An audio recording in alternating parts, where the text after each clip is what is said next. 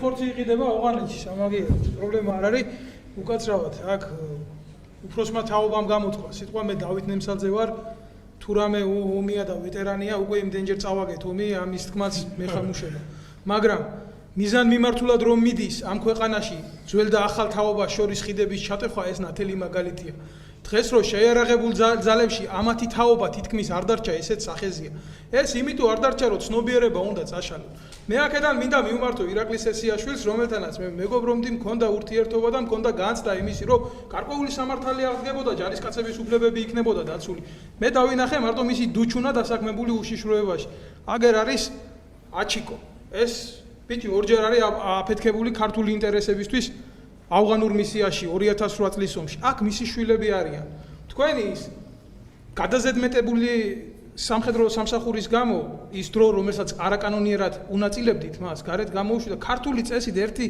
სიტყვა უთხრა და ხსოვნა თქვა და გამოვიდა სახში და პახმელიის გულისთვის გამოაგდეთ სახში ძველი კანონით 2016 წლის კანონით და 2017 წლის კანონით თქვენ უარყავით. როდის მახინატორები უკაცრავად მე მინდა რომ როდის გამოუშვეს არა დავაკონკრეტო ერთი თვეც არ არის გამოშვებული დაახლოებით და მე დავასრულო მინდა მე აქ რომ მოვდიოდი ჩვენ ორგანიზაცია გვაქვს ოფიციალურად შეიარაღებული ძალების სამოქალაქო კონტროლის ჯგუფს წარმოადგენთ და მის ხელმძღვანელს მე დამაბარეს სიტყვა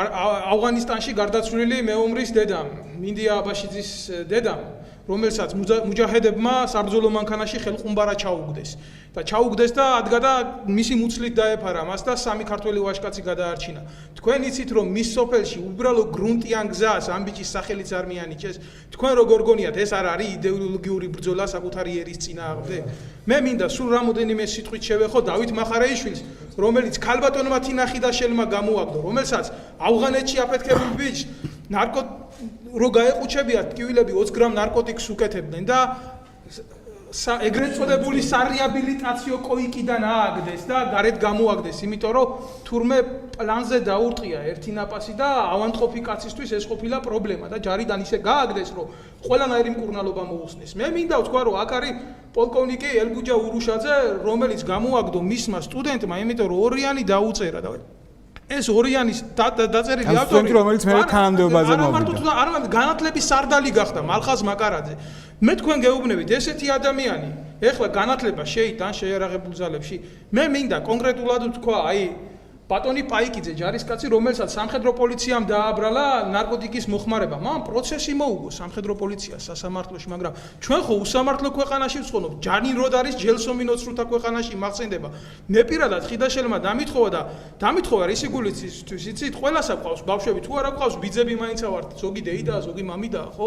საქართველოში როგორ შეიძლება რომ პატარა ბავშვები საყარაულო შენობაზე გადმოიყვანო და განსამუხჭაში ჩასვა თავით ხო ბევრს ვილაპარაკებდი მაგრამ ხიდაშველმა ეს მიიჩნია მისი უწყების იმიჯის შეურაცხყოფა თუმცა ეს სიმართლე იყო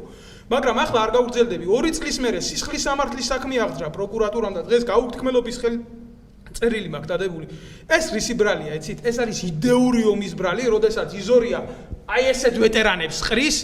ჩემ თაობას შემდეგ უკლავს მეხსიერებას და უფრო პატარა თაობას არა აქვს მაგალითი ჯარს არ ჭირდება ლიდერები ჯარს ჭირდება მაგალითის მიმცემები და აი ესეთი მაგალითის მიმცემები რო არ იქნებიან მერე შექმნიან ისეთ ლიდერებს რომელიც მაგალითზე ვერ გაიზრდებიან ამითი მე ამაზე მეც ალბათ ვერ ვიტყვი და თითეულმა ამათ მაგარმა უნდა თქვას ეს სიტყვა მაგრამ როდესაც თავდაცვის მინისტრი ვაკის რეზიდენციიდან სულ რაღაც წელიწადნახევარში რამოდენიმე მილიონიან სახლს იშენებს და იქ იპარება მე არანაირი ილუზია არ მაქვს რომ სახელმწიფო ომს მოიგებს ომი შეიძლება მოიგონ აი ამ ბიჭებმა უბრალო ადამიანებმა უბრალო ჯარისკაცებმა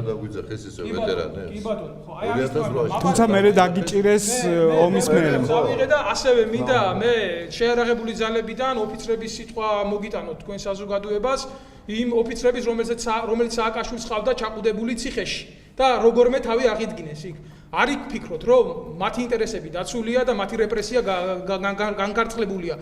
ანალოგიურად მიმდინარეობს ყველაფერი და იმ ბაძაღუა შეუთლი აქედან რომელიც იზორიას ნათესავია და გენერალური ინსპექციის უფროსად უჯდა შენს სიმთვრალეს გადაყვა 60,000-იანი მანქანის უკანონო რემონტი და პროკურატურაში შოთაძე იქნება თუ მოთაძე იქნება მოვადრო როდესაც ქართული ინტერესები ჩვენ ამ საქმეებს გავარჩევთ სხვათა შორის არ ვიცი ეს უნდა ვთქვა თუ არა დათო ხო ხარ მეშლება სახელი გადაცემის დაწყებამდე შენ მითხარი რომ